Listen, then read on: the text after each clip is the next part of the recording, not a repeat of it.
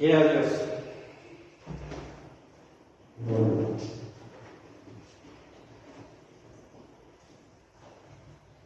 Yo me imagino a los discípulos de Jesús ahí cerca del mar de Galilea, ¿verdad?, donde dio el sermón del monte, recibiendo el aire fresco del mar de Galilea, evitando dormirse, ¿verdad? Esta tarde, hermanos, pues sé que este calorcito a veces llega a afectar un poco nuestra biología y quizás me den ganas de dormir. Si es así, hermano, despéjese. Alguna vez alguien dijo, bueno, yo cuando me llega a pasar eso, mejor me paro y me pongo en la parte de atrás a seguir escuchando. Bien, hermanos, gracias a Dios porque pues son 6:45. Vamos a empezar en realidad pues con bastante tiempo para este tema del día de hoy. Nuevamente reitero, estamos estudiando la serie de respuestas. Esta serie de respuestas, los temas tienen como título, en la mayoría han sido preguntas. Y esas preguntas, tratarlas de contestar a través de las Escrituras. El día de hoy es el tema número 11.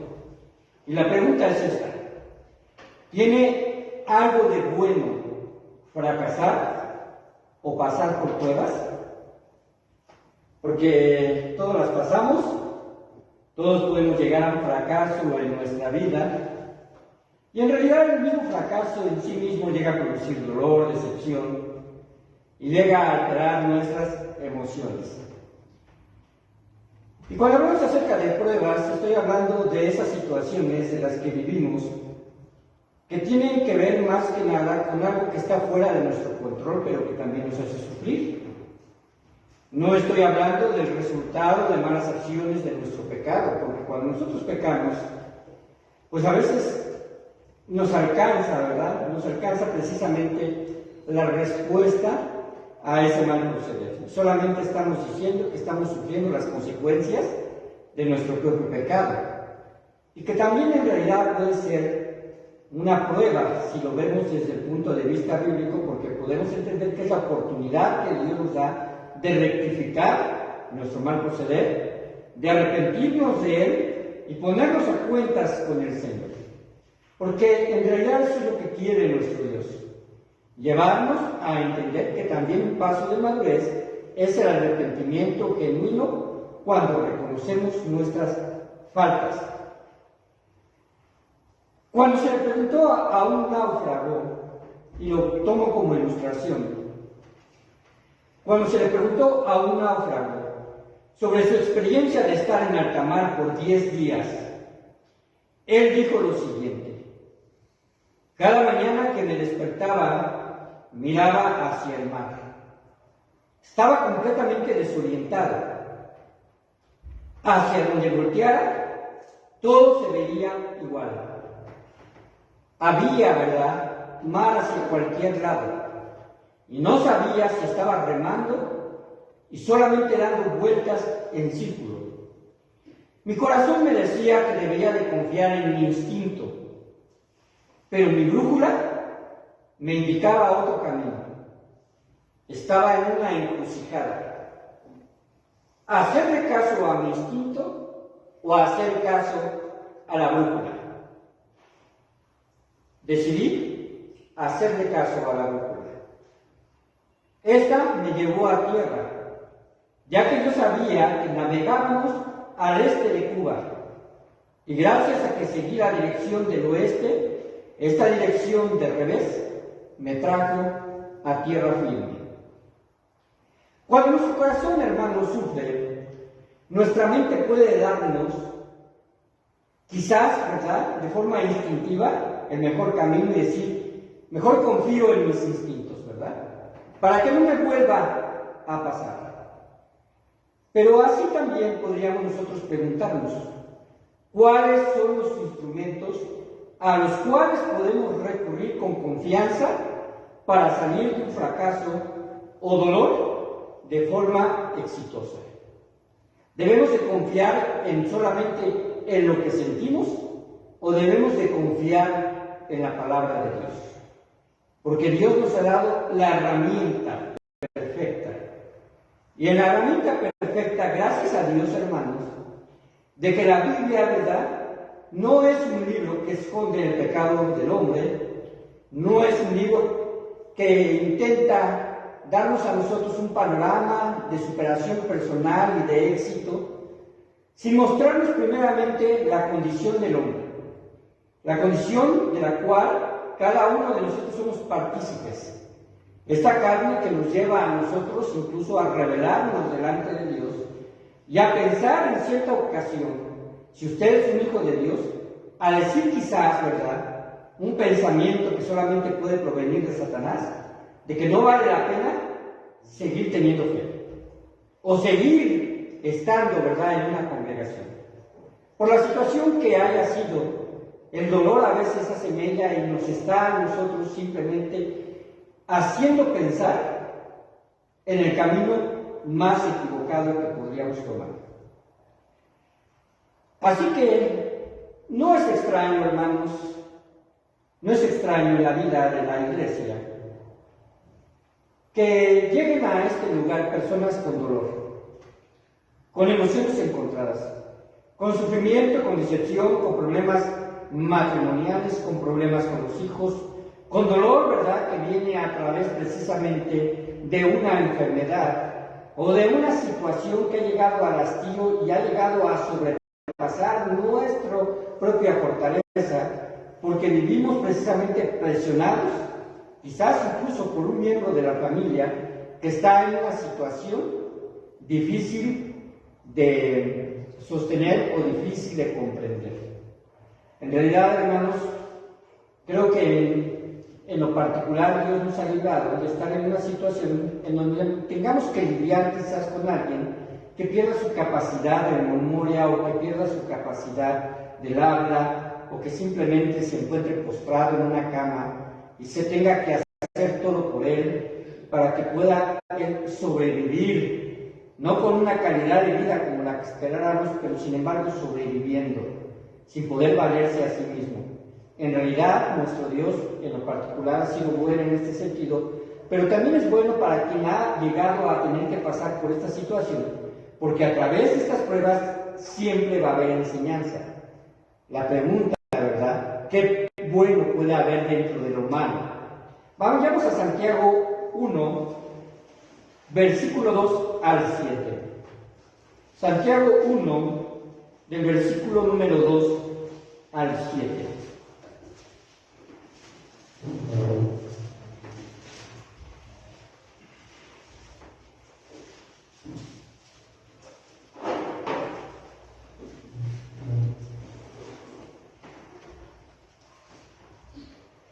¿Lo tenemos? Voy a leerlo. Hermanos míos, tened por sumo gozo cuando os halléis en diversas pruebas, sabiendo que la prueba de vuestra fe produce paciencia. Hasta aquí vamos, ¿verdad? Dice el versículo número 3, voy a repetirlo, sabiendo que la prueba de vuestra fe produce paciencia, mas tenga la paciencia su obra completa, para que seáis perfectos y cabales, sin que os falte cosa alguna. Y si alguno de vosotros tiene falta de sabiduría, pídala a Dios, el cual da a todos abundantemente y sin reproche y le será dada. Pero pida con fe, no dudando nada, porque el que duda es semejante a la onda del mar que es arrastrada por el viento y echada de una parte a otra. No piense, pues, quien tal haga, que recibirá cosa alguna del Señor. En estos versículos, hermanos, podemos encontrar un patrón que nos llevará a un alivio espiritual contra la angustia, contra el dolor, que produce precisamente el atravesar por diferentes pruebas. Esto, Santiago, lo menciona como si fuese una reacción en cadena. Es decir, él empieza hablando que debemos de tener gozo cuando nos hallamos en diversas pruebas. Esto parece ser una idea contraria de lo que realmente sentimos, porque no sentimos a veces gozo cuando nos hallamos en este tipo de pruebas o diversas pruebas. Ahora, Santiago Santiago, ¿verdad? Cuando dice diversas pruebas, quiere abarcar todo aquello que puede abarcar nuestra experiencia y que puede producirnos a nosotros dolor, sufrimiento o dudas. Le vuelvo a repetir, es como una reacción en cadena. Si podemos confiar en lo que la palabra de Dios dice en cuanto al propósito de las pruebas y cuál debe de ser nuestra reacción ante ellas, podremos experimentar gozo. Parece un poco difícil de comprender. Se cuenta que en cierto condado en donde se producían manzanas, había varios hortelanos con diferentes huertas. Todo marchaba bien hasta que vino una época de sequía intensa. Todos los hortelanos estaban angustiados porque sus árboles no producían. Todos, excepto uno, ya que su huerta de manzanos estaba dando fruto. Ellos, consternados, se acercaron a aquel hombre y le preguntaron: ¿por qué tus árboles parecen no afectarles la sequía y a los nuestros sí? El hombre le respondió: cuando yo los planté, les ponía poca agua. Esto hizo que sus raíces buscaran ser más profundas. Al principio parecía que no crecían lo suficiente, pero cuando sus raíces encontraron humedad más al fondo, entonces lo exterior comenzó a desarrollarse con más fortaleza.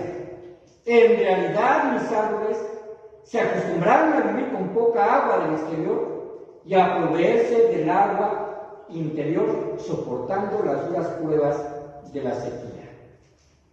Es muy clara esta metáfora para entender, hermanos, que las pruebas, si nosotros ya las asimilamos de la forma correcta, nos hacen profundizar nuestras raíces en la palabra de Dios.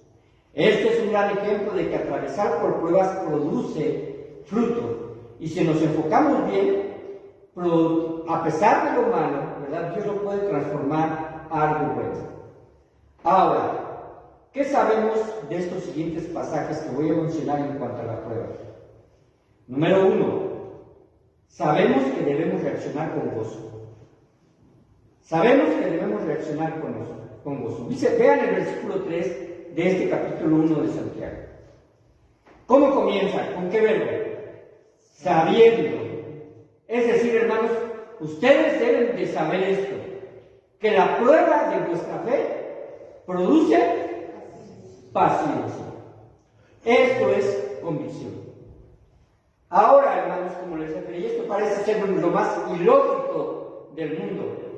Y sería totalmente disparatado si aquí se acabara la idea que Santiago quería transmitir y no continuara con los siguientes versículos. Porque podría decir, bueno, hermanos, ustedes estén contentos a través de las pruebas y ahí terminar el pensamiento. Pero él está hablando acerca de que algo se produce a través de las pruebas. Y lo que menciona es que, así como lo dije, como si fuese una reacción en cadena, cuando nosotros sabemos que la prueba de nuestra fe produce paciencia, entonces viene una reacción correcta. Mas tenga la paciencia su obra completa, para que seáis perfectos y cabales, sin que os falte cosa alguna. Y el versículo número 5 dice, si alguno de vosotros tiene falta de sabiduría, ¿qué debemos hacer? Pídala a Dios. Este pasaje lo utilizamos, ¿verdad?, y lo ajustamos a veces para la toma de una decisión que no necesariamente tiene que ser una prueba.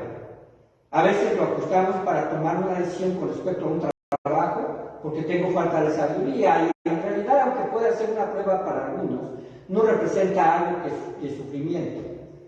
Por lo menos no un sufrimiento intenso que va a durar por días, como el hecho a lo mejor de una enfermedad o una mala noticia. Cuando surge eso, ¿sabe qué es lo que está diciendo Santiago? Cuando estás en medio de la prueba, lo que necesitas es sabiduría de Dios. Y al necesitar sabiduría de Dios, pídela a Él. Y en esta situación de prueba, Él da a todos abundantemente y sin reproche, y les será dada.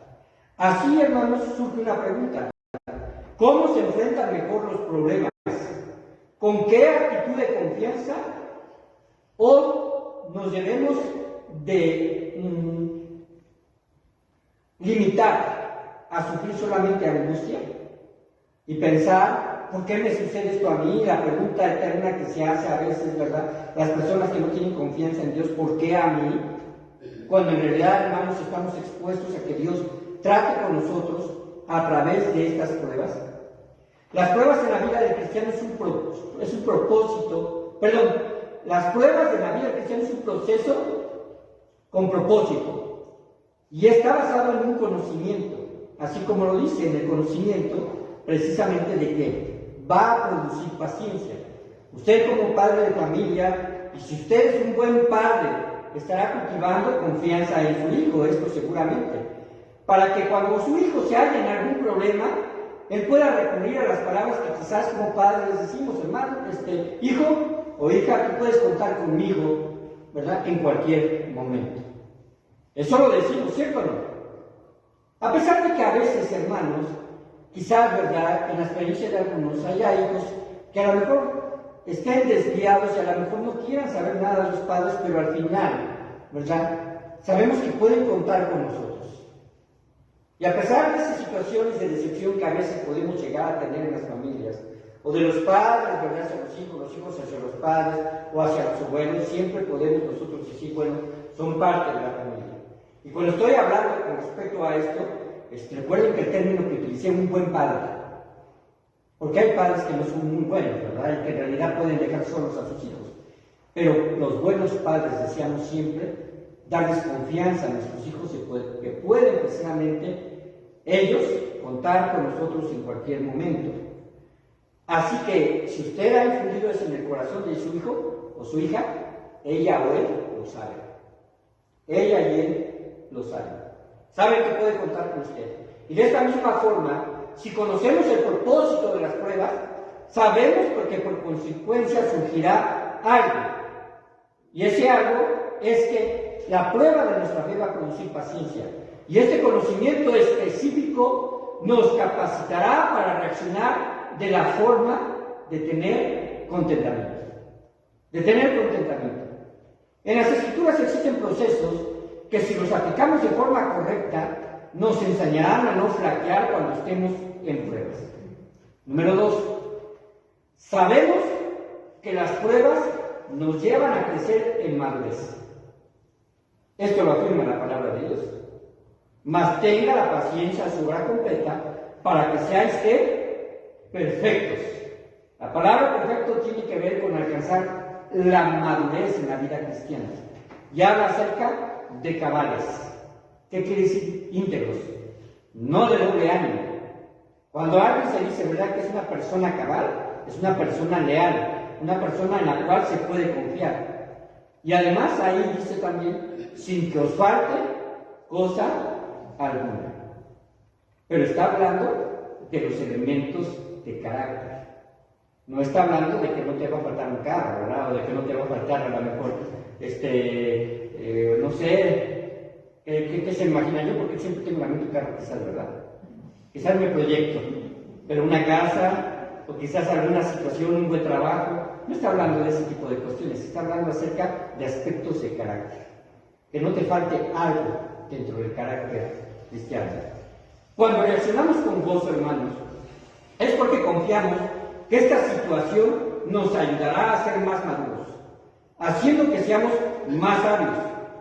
Podemos decir que estamos en una capacitación dada por Dios, para que el conocimiento que tenemos de su palabra tenga una interrelación lógica y directa con nuestras experiencias. Porque, hermanos, una cosa es saber lo que la palabra de Dios dice y otra es aplicarla en nuestra vida, mostrando confianza y fe en nuestro Señor. Por ejemplo, sabemos que la mansedumbre es una virtud que Dios enseña, ¿cierto o no? Es un elemento del fruto del Espíritu Santo, la mansedumbre, ¿verdad? Pero no será real en nuestras vidas hasta que seamos puestos a prueba para demostrar esa mansedumbre. Solamente en la prueba sabremos si estamos siendo conducidos por el Espíritu Santo y estamos, más bien lo voy a decir de esta forma, mejor dicho, si hemos estado dispuestos a ser gobernados por el Espíritu Santo. Y entonces demostremos mansedumbre al actuar, solamente por poner uno de estos ejemplos. Número 3. Sabemos que las pruebas no son sobrehumanas. Ahora la palabra prueba, hermanos, también se traduce como tentación. No hay una diferencia en realidad en el vocablo griego. Esto solamente depende del contexto, pero también de las vivencias. Dice en 1 Corintios 10:13, y vayan ustedes a sus Biblias, 1 Corintios 10, versículo número 13.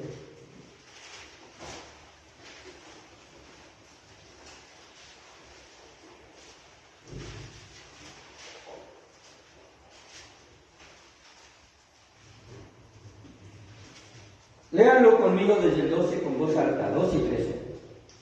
Así que el que piensa estar firme, mire que no caiga.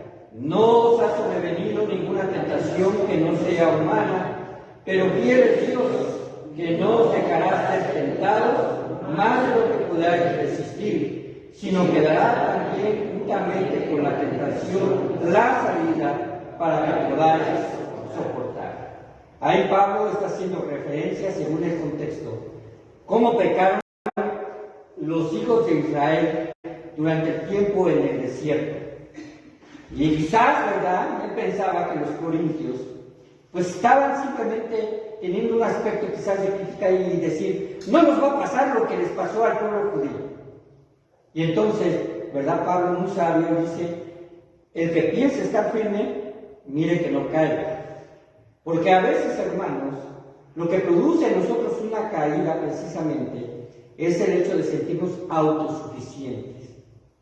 De decir, somos inmunes a caer en ciertos aspectos. De pensar que aquel que cayó y que tuvo un fracaso en su vida espiritual es el más vil pecador y a su lado yo soy todo un santo. Las comparaciones, hermanos, no son buenas en el aspecto espiritual. Porque todos estamos sujetos a la carne. Ningún creyente puede debatir este principio de que las pruebas no son sobrehumanas y decir que la tentación fue más fuerte que su voluntad, porque a veces eso es una justificación. Es que fue más fuerte, ¿verdad?, que mi voluntad. Es mejor reconocer que en realidad cuando alguien cae en una tentación, cedemos ante esta tentación. Primero déjenme decirles algo importante. Usted no es el único tentado en el mundo. No es el único tentado en el mundo. Todos somos tentados de forma diaria. Todos somos tentados de forma diaria. En la oración modelo, ¿verdad?, nuestro Señor enseña a sus discípulos esta oración modelo del Padre Nuestro, dice, no nos metas en tentación. Esto de no nos metas en tentación no es porque Dios nos tiente, sino que le está rogando al Padre que evite que nosotros caigamos en la tentación. Ahora, hermanos, las tentaciones podemos decir es una variedad, ¿verdad?, de colores, por decirlo de alguna forma, y cada una viene aludiendo a nuestra propia concupiscencia, ya lo hemos dicho anteriormente, aquello en lo cual el diablo sabe, no porque se meta en nuestra mente. El diablo no tiene la facultad de conocer todo, pero nosotros le damos el conocimiento cuáles son nuestros puntos débiles. Porque cuando cedemos ante una tentación delante de Satanás, él se da cuenta de dónde flaqueamos. ¿De dónde flaqueamos? Así que, hermanos, quizás es cierto que hay de pruebas a pruebas, pero todos en algún momento sentiremos el dolor intenso que produce la impotencia de no poder hacer nada. Pero aún ahí, dice la Escritura, que Dios nos da juntamente con la tentación o con la prueba, ¿qué nos da? La salida. ¿Para qué? Para que podamos soportar. Es muy importante entender que Cristo tomó forma de hombre. Una condición que Él voluntariamente aceptó. ¿Para qué? Para venir a redimirnos por nuestros pecados. Y podemos confiar que Él en su condición humana también tenía las mismas limitaciones que nosotros. Él sentía frío, él sintió soledad, sintió angustia, y lo vemos palpablemente ahí en el Getsemaní, cuando está con su alma angustiada y le pide precisamente a dos de sus discípulos que oren, ¿verdad?, con él. Él lloró, él fue traicionado. Sin embargo, ninguna circunstancia le llevó a caer en la tentación de no obedecer ni ningún otro aspecto o área en su vida.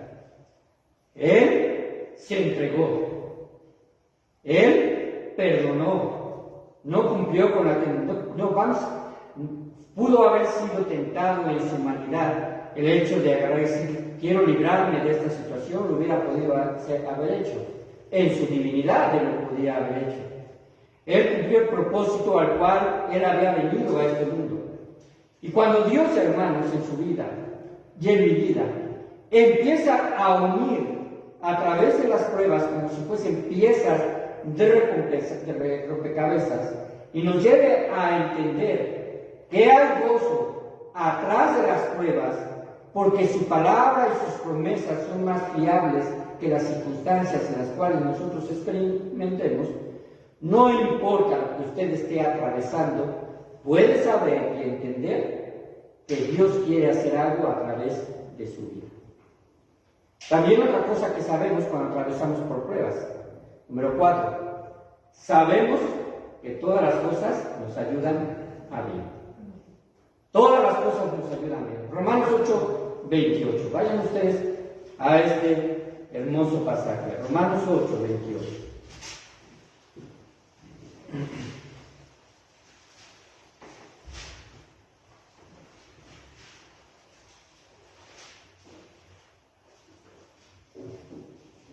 Y sabemos que los que aman a Dios, ¿qué sucede? ¿Qué más?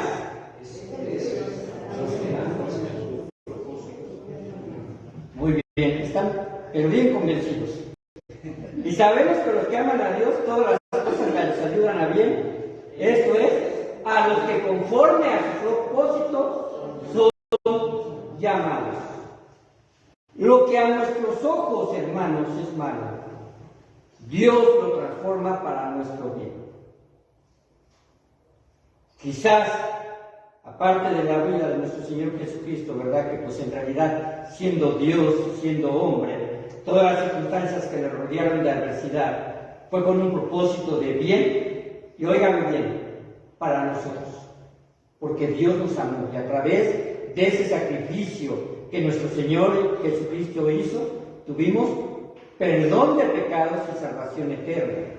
Pero hay otro ejemplo en la Biblia también, y que la Biblia ocupa varios pasajes, desde Génesis 37 hasta Génesis 50, y es la vida de José. ¿Recuerdan todo lo que sucedió con José? No el hijo más pequeño, ¿verdad? Ahí se me fue. De Jacob, ¿verdad? De Israel, no es el más pequeño. Sabemos que hubo todavía otro más, ¿verdad? Más pequeño, Benjamín. Pero José tuvo que atravesar por pruebas difíciles. Dios lo eligió. ¿Para qué?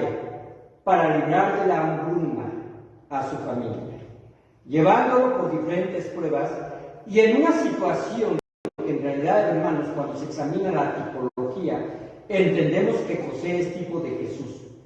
¿Cómo qué? Como sustentador, ¿verdad? Y también en su momento como quien hizo lo recto delante de Dios, y Dios todo lo dirigió para bien.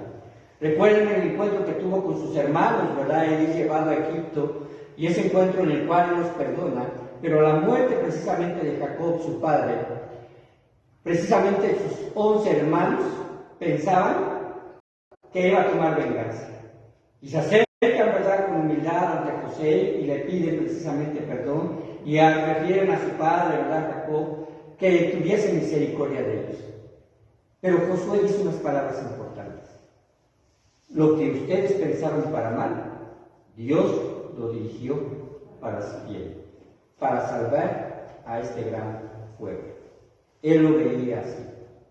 Ahora, hermanos, eso es precisamente lo que debemos saber, que todas las cosas nos ayudan a bien.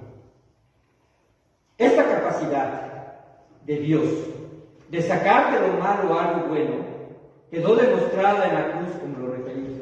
Parecía que Satanás había vencido, impregnó a toda esa sociedad en ese tiempo y en ese lugar de un odio mortal hacia el Hijo de Dios. Cristo como Dios jamás podría ser llevado a la muerte, pero en su humanidad sí, por lo que para Satanás ideó un plan, llevarlo a la muerte.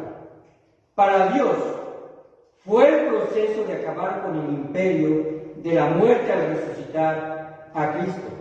El pago por el pecado fue presentado.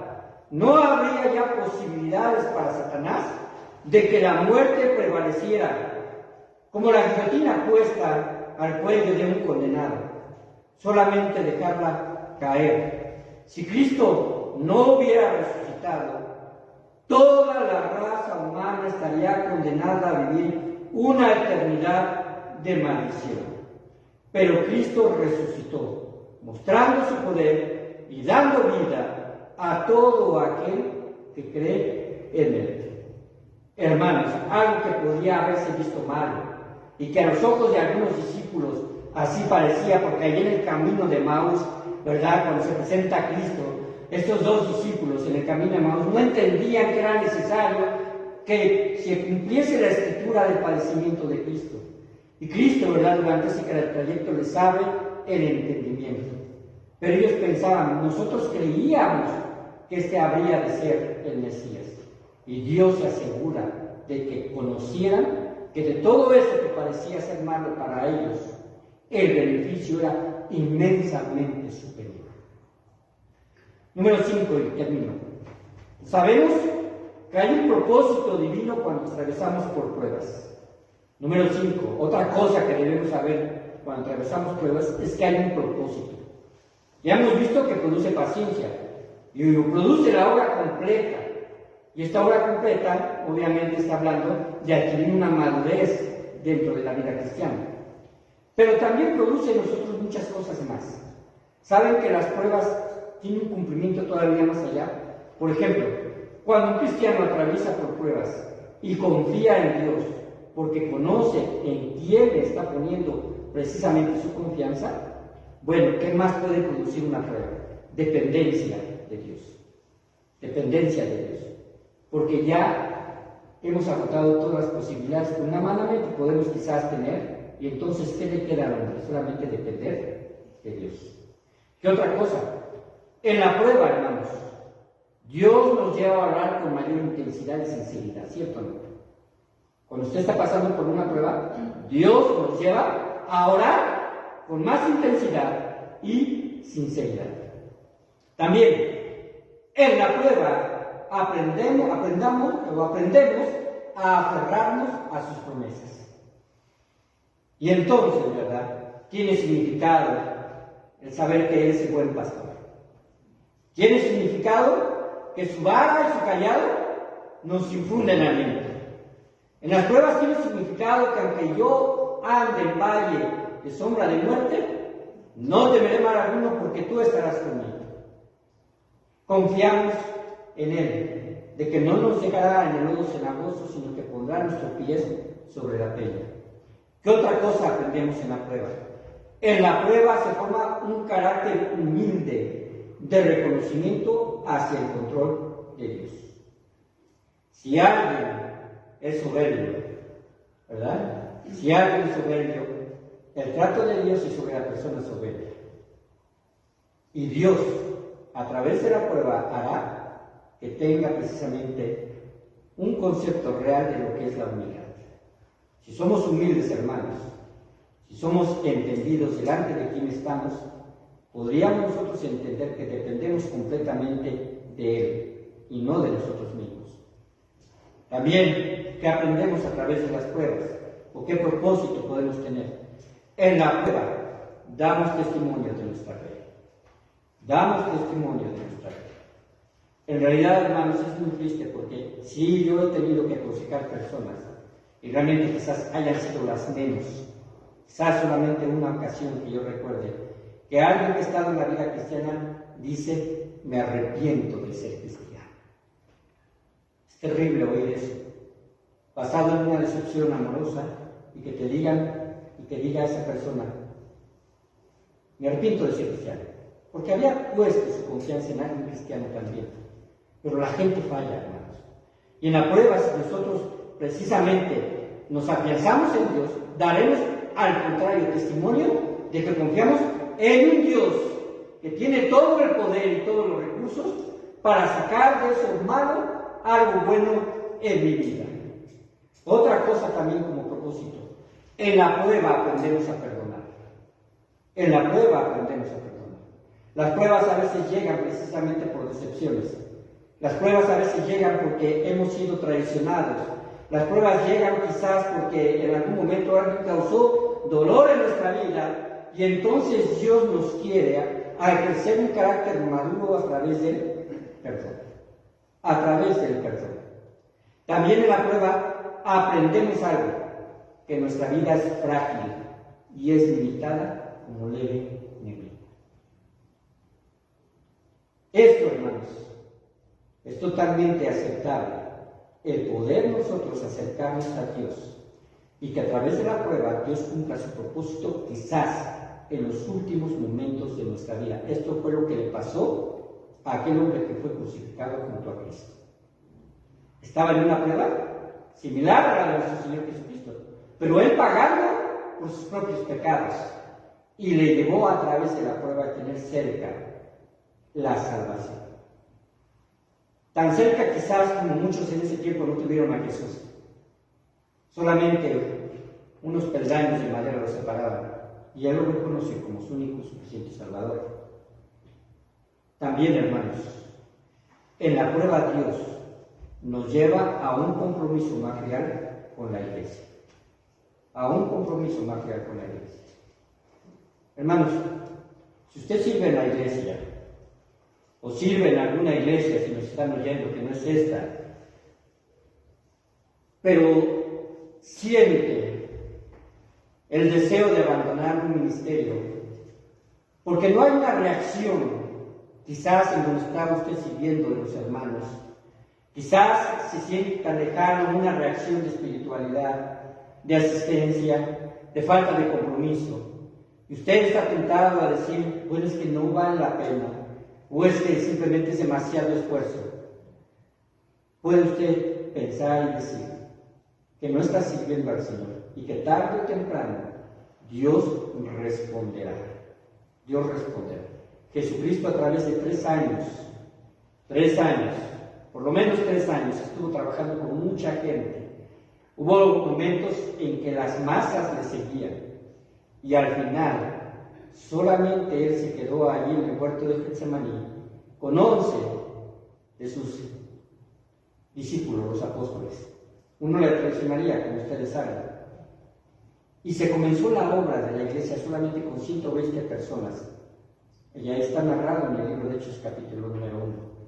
Usted podría decir, ¿realmente rindió el fruto que se esperaba cuando invirtió más de 8 horas diarias en aquellos que le seguían, viendo las maravillas y los portentos que él hacía, las palabras que él mostraba a partir precisamente de ser Dios y que nadie hablaba con esa autoridad, y el entender que sus palabras eran palabras de vida eterna, y el saber, ¿verdad?, que él inmensamente, por mucho sobrepasaba a cualquier predicador en toda la historia para dar un mensaje eterno, en el cual, ¿verdad?, él se movía con toda sinceridad y transparencia, y aún así, él sabía que esos 120, ¿verdad?, eran suficientes para impactar al mundo hasta nuestra actualidad.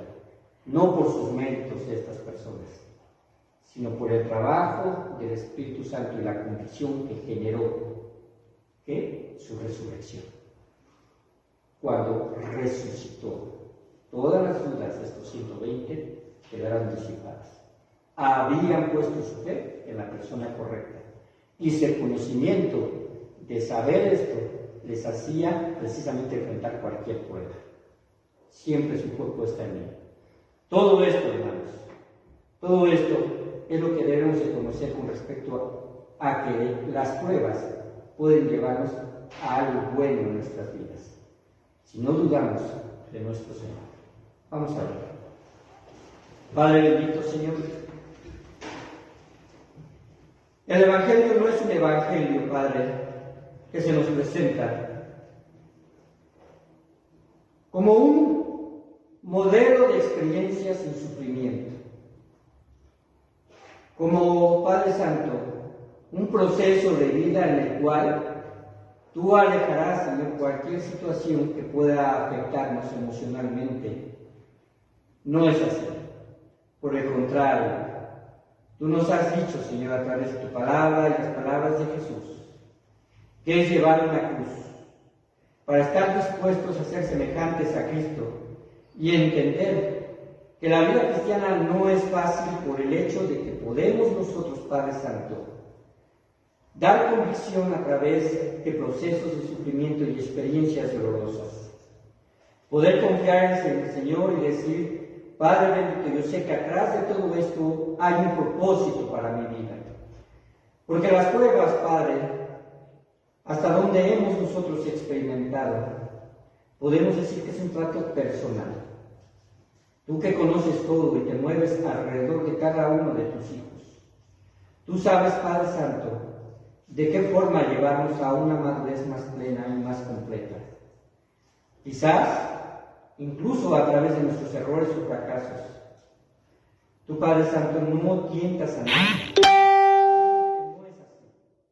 Sin embargo, el tentador, que es Satanás, pone a prueba nuestra fe, Señor, haciéndonos pensar que de hacernos, Señor, fracasar, Él tiene la victoria. Pero en ti, Padre bendito, Señor, sabemos que podemos levantarnos cuando esto suceda y confiar en ti, porque es más poderoso el que habita en nosotros.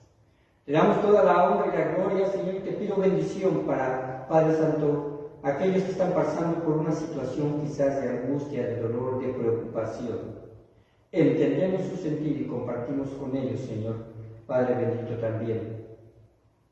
Sin embargo, mi Dios, tú esto lo puedes llevar a bien. Esperamos tu respuesta. Esperamos, Padre Santo, que quien esté pasando por una prueba voltee a ti en fe. Bendecimos, Señor, tu palabra, Señor, porque, Padre Santo, al mismo tiempo somos bendecidos por ella. Bendecimos tu nombre, Señor, porque no hay otro nombre en ningún lugar dado a los hombres por el cual podamos ser salvos. Te bendecimos, mi Dios, porque habitas entre nosotros y no nos has abandonado. Y Padre Santo, a través de la persona de tu Espíritu Santo, Señor, tú, Padre Santo, nos das fuerzas. Permite, Padre Santo, que podamos vernos como vencedores por medio de aquel que nos ama. Y te pedimos, Padre bendito, que tú nos hagas entender que cuando tenemos fe y obramos con confianza, tú respondes, Padre Santo, nuestras peticiones de forma favorable y acorde a tu voluntad. Nos queremos sujetar a ellas reconociendo, Señor Padre bendito, que tú tienes la mejor respuesta ante cualquier situación y experiencia. En el nombre de Cristo Jesús, despídenos en paz. Amén.